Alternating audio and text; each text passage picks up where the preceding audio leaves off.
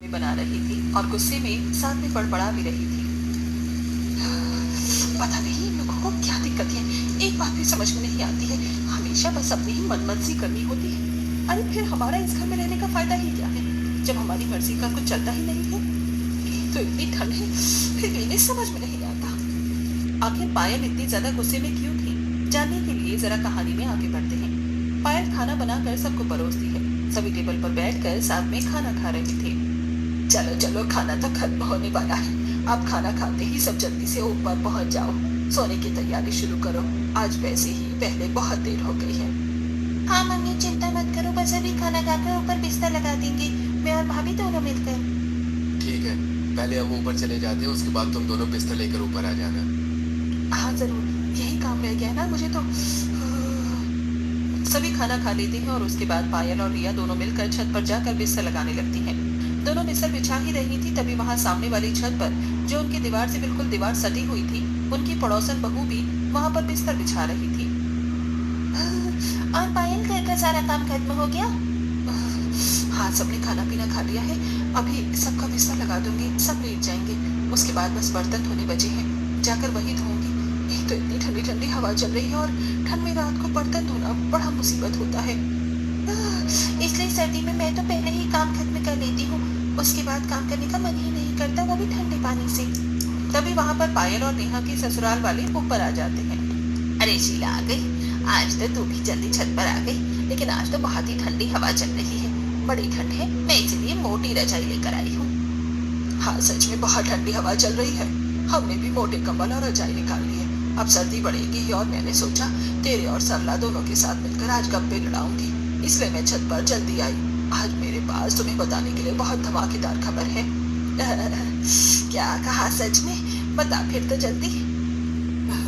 अरे रुक जा, एक बार सरला को भी छत पर आने दे, वो भी बस आती ही होगी, तब तक मैं अपनी बहू से गर्मा गर्म चाय मंगवा लेती हूँ, छत पर ठंडी ठंडी हवा में चाय पीने का मजा आएगा। दरअसल ये गांव जहाँ पर हर किसी को छत पर सोने की आदत थी, पूरा गांव ही छत पर सोता था। उन सभी को छत पर खुली हवा में सोना बहुत अच्छा लगता था। इस तरह सभी छत पर पहले जाकर थोड़ी बहुत देर बात करने की आदत थी और उसके बाद सभी एक दूसरे से बात करते हुए सो जाते थे। लेकिन वहीं दूसरी तरफ जब पायल नीचे बर्तन धोने आती है, तब वो गुस्से में बर्तन धो रही थी और वो पहले से ही गुस्से में थी। गुस्सा आना तो लाजमी है ना, बताओ भला ऐसे छत पर कौन सोता है? अरे मैं तो घर की बहू हूँ, कम से कम मुझे तो कमरे में अकेले सोने दो, ऊपर से इतनी सर्दी में छत पर सुला लेते हैं। गर्मी में तो मैंने कुछ नहीं कहा था, लेकिन कम से कम सर्दी में तो मुझे चैन से सोने दो। तो बहू को छत पर सोना पसंद नहीं था, जो कि जरा लाजमी भी है। वहीं दूसरी तरफ सरला की बहू, जिसकी अभी नई नई शादी हुई थी, वो भी छत पर बिस्तर लगाने जा रही थी, लेकिन उसने घूंघट किया हुआ था, जिसकी वजह से वो सीढ़ी पर गिर जाती है।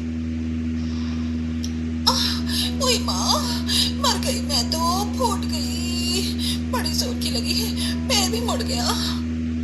उसकी आवाज सुनकर उसकी सास सरला और उसकी ननद मोना दोनों वहां आती हैं। अरे भाभी, क्या हो गया? आप ऐसे क्यों चिल्ला रही थी? मैं सीढ़ी पर गिर गई हूँ, बहुत जोर से चोट लगी है और मेरा पैर भी मुड़ गया है। मुझे नहीं लगता अब सोने में ऊपर जा पाऊंगी, आप सब ऊपर चले जाइए, मैं रहने देती हूँ। ला दिखा, मुझे जरा सी ही तो चोट लगी है तुझे, तू भी ना बहू बहुत ही ज्यादा नाजुक गली है, चल मैं और मोना तेरी मदद करते हैं ऊपर छत तक जाने में, चिंता मत कर, हम तुझे यहाँ नीचे अकेले नहीं छोड़ेंगे, हम सभी का बराबर ध्यान रखते हैं। रही बात बिस्तर लगाने की, तो वो भी आज मोना ही लगा देगी। चोट में भी मुझे नहीं छोड़ रहे हैं, अरे कम से कम आज तो इसी बहाने मुझे नीचे सोने का मौका मिल जाता, लेकिन नहीं, एकदम जिद्दी ससुराल वाले हैं मेरे तो, सुलाना इन्हें मुझे छत पर ही है, ऊपर से यहाँ इतनी तेज हवा भी चल रही है, ठंड में तो मेरी कुल्फी ही जम जाएगी यहाँ पर छत पर। इस तरह रितु को भी जबरदस्ती छत पर ले जाया जाता है और हर कोई अड़ोसी पड़ोसी रात को छत पर खुले आसमान के नीचे बिस्तर लगाकर सोते हैं। यहाँ कुछ ऐसा ही था। इस तरह दिन गुजर रहे थे। वहीं पड़ोस में एक नई नवेली दुल्हन आई थी, तभी उसका गृह प्रवेश कर रहे थे और वहां पर सभी पड़ोसन थी। आजा बहू, गृह प्रवेश कर, अपने दाहिने पैर से कलश गिरा दे। पलक कलश गिरा कर गृह प्रवेश करती है। उसके बाद सभी कहते हैं, हाँ स्वागत है हमारे खुले गांव के ससुराल में, एकदम खुली और ताजी हवा का एहसास होगा यहाँ। बिल्कुल सही कहा। यहाँ पर ऐसा खुला वातावरण कहीं नहीं मिलेगा बहू, जैसा हमारे गांव में मिलता है। हमारी बहुओं से पूछो, इसलिए तो खुश रहती हैं। नई नवेली दुल्हन पलक को तो कुछ समझ में ही नहीं आता, लेकिन वहीं खड़ी पुरानी बहुएं कहती हैं, हाँ बिल्कुल बिल्कुल, हम तो कुछ ज्यादा ही खुश हैं। यहाँ पर हर रोज खुली हवा में सोने का हमें इतना अच्छा अवसर जो मिलता है, जिसकी वजह से हमारी रात की नींद पूरी नहीं हो पाती है। अरे कुछ दिन पहले मुझे चोट लग गई, लेकिन फिर भी जबरदस्ती मुझे छत पर लेकर गए हैं सुलाने के लिए। हाँ, और कल पूरी रात मुझे नींद नहीं आई। एक तो इतनी ठंडी हवा चल रही थी, ऊपर से मेरा कंबल भी इतना पतला था। आज भी मुझे खांसी जुकाम हो रखा है, लेकिन नहीं, इन्हें तो सिर्फ अपनी मर्जी चलानी है। सच में क्या ही कह सकते हैं इन लोगों को। अब अगले दिन जब पलक रात को सभी को खाना बनाकर खिलाती है, खाना खाने के बाद वो जब अपने कमरे में जा रही थी, तब उसकी सास उसे रोकते हुए कहती है, अरे बेटा कहाँ जा रही है, चल जल्दी से बिस्तर लेकर छत पर चल, वहीं पर हमारा बिस्तर लगेगा। ये बात सुनकर पलक को बड़ी हैरानी होती है। क्या कहा, छत पर? लेकिन ऐसा क्यों? अरे हमारे यहाँ ऐसा ही होता है, हमारे यहाँ पूरा गांव छत पर ही सोता है। छत पर एकदम खुली और ताजी हवा जो चलती है, छत पर सोने का जो मजा है वो कहीं और नहीं। जल्दी कर, सब लोग छत पर आ गए होंगे। ये बात पलक को तो बड़ी अजीब लगती है, लेकिन वो कर भी क्या सकती थी। जैसा उसकी सास ने करने को कहा, उसने वैसा ही कर लिया। उनके पीछे पीछे छत पर चली जाती है और चारों तरफ नजरें घुमाकर देखती है कि लगभग पूरा गांव ही अपनी छतों पर बिस्तर बिछा रहा था और आधे लोग तो सो भी गए थे। तभी उनकी पड़ोसन सुनीता कहती है, अरे वाह, हमारी नई नवेली दुल्हन भी आ गई छत पर। कैसे नहीं आती, छत पर सोने का मजा ही जो अलग है। वही तो, छत पर खुले में सोना जितना मजा और कहीं हो भी सकता है भला।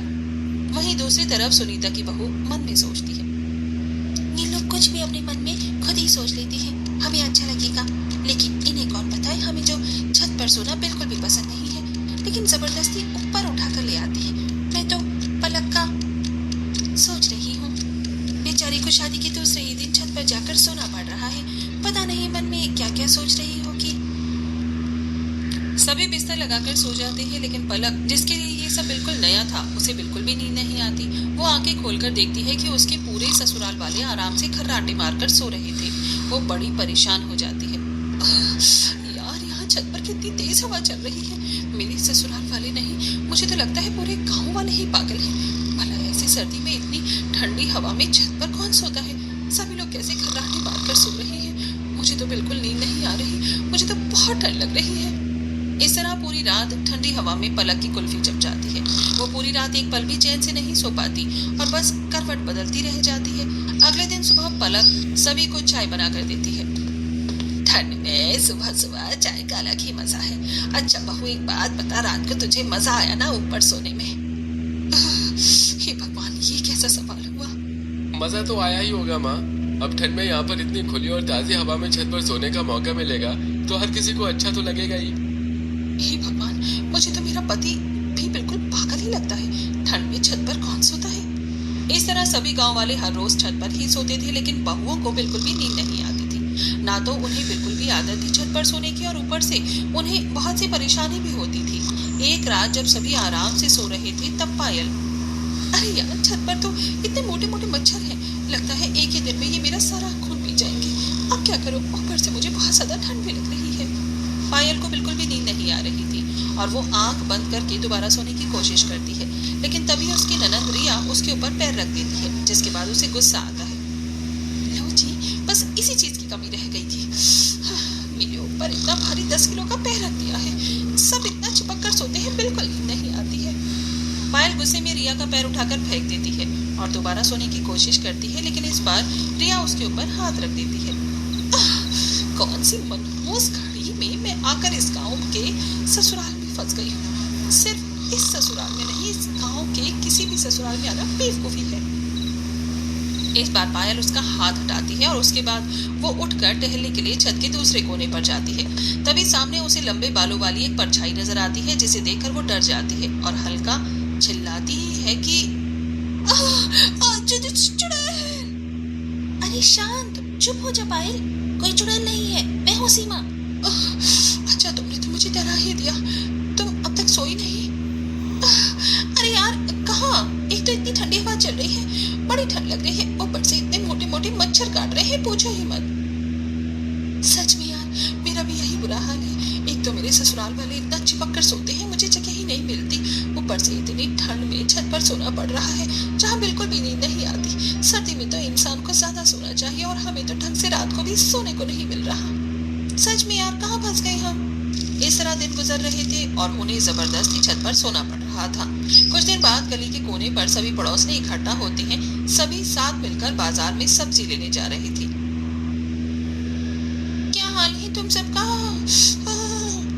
क्या ही हाल हो सकता है, बद से बदतर हो रहा है। पूरी पूरी रात नींद नहीं आती, बस करवट बदलते रह जाते हैं। इतनी ठंड में ऊपर से जुकाम भी हो गया है। सच में इतनी ठंड में ढंग से सोने को भी नहीं मिलता है। देखो तो जरा हमारी हालत को, जीते जागते ज़ॉम्बी लग रही है। सच में मेरी तो कुछ ही दिनों में हालत खराब हो गई है। आप सब तो फिर भी बहुत पहले से यहाँ पर रह रहे हैं, इतना समय कैसे झेला? सच में बस झेलना पड़ रहा है, लेकिन अब मैं बहुत परेशान हो गई हूँ। बस बहुत हो गया। आज मैं अपने ससुराल वालों से इस बारे में बात जरूर करके रहूंगी। हाँ, बिल्कुल सही। हमें एक बार अपने ससुराल वालों से इस बारे में बात कर लेनी चाहिए। हालांकि वो हर बार मना करती है, लेकिन हमारी हालत तो देखो, तबीयत भी कितनी खराब हो रही है, ऊपर से ठंडी हवा में सोने में। इस तरह गांव की सभी बहुएं अपने ससुराल वालों से बात करने की ठानती हैं। सभी जब सब्जी लेकर घर आती हैं पायल के घर। आज मैं छत पर नहीं सोऊंगी मम्मी जी, मेरा गला बहुत ज्यादा खराब है और तबीयत भी ठीक नहीं है। अरे कोई बात नहीं, छत पर सोने से सब ठीक हो जाएगा। लेकिन छत पर सोने से सब ठीक कैसे होगा? बिल्कुल होगा, जब तुम ठंडी और ताजी हवा में सोओगी तो सब ठीक हो ही जाएगा। बल्कि उसमें तो तबीयत और ज्यादा खराब हो जाएगी। मुझे छत पर नहीं सोना है, मैं नीचे यहाँ अपने कमरे में अकेले से सो जाऊंगी। ऐसे कैसे सो जाओगी? हमारे घर की परंपरा है, हर कोई ऊपर छत पर एक साथ ही सोता है। तुम ऐसे हमारी बात के खिलाफ नहीं जा सकती। चुपचाप जल्दी से शाम का खाना और काम खत्म करो और बिस्तर लेकर ऊपर चली जाओ। वहीं दूसरी तरफ नेहा के घर में, मुझे छत पर इसलिए नहीं सोना क्योंकि मुझे वहां नींद नहीं आती और अब सर्दी भी बढ़ गई है, बहुत ठंडी हवा चलती है।